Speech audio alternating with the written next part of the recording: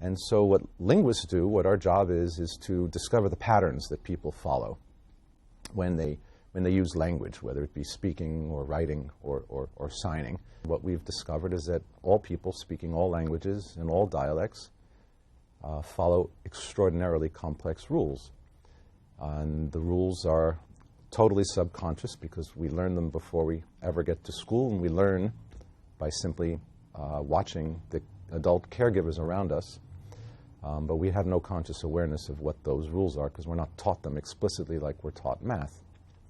This kind of approach to language and grammar is very different from what people are used to because most people are exposed, if they're exposed to grammar at all, they're exposed to what's called a prescriptive approach to grammar, which basically means they're taught grammar as a system of prescriptions, in other words, as a system of rules that you have to follow if you want to speak and write correctly.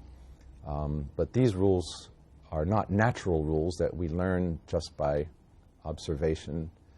These are rules that come about through social and political processes over the course of many, many centuries, and that get instilled in a society in ways that people really don't understand.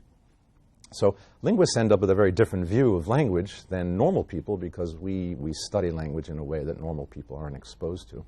Well, one of the misconceptions is students, because they're only exposed to prescriptive grammar, they think that grammar means a list of arbitrary rules that you're not supposed to do. So prescriptive grammar rules are things that you learn in school, like don't use double negatives, don't end sentences in prepositions, or don't use the word ain't. Really, there's no particular person that we could locate the rule against ain't to. Ain't arose in the 19th century amongst American school teachers. And again, it's the usual story that ain't is a word that's frequently used by regular folks. Ironically, it's also used frequently by the upper classes of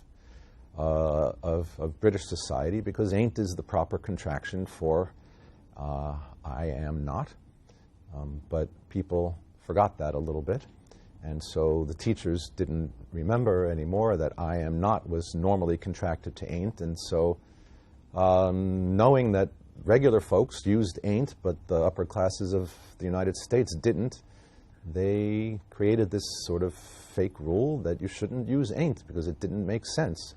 Of course, it makes perfect sense to anybody who says it, but now we have this rule. So we've lost a lot of expressive nuances through these prescriptive rules. So because we can't say ain't anymore, if you want to make a contraction with the pronoun I, you have to say aren't I, instead of ain't I, which was the correct form. But of course, aren't I makes no sense at all, because who says I are? So the verb are is not supposed to go with the pronoun I, but we're forced into this silliness, I aren't I, which makes no sense because of this arbitrary rule against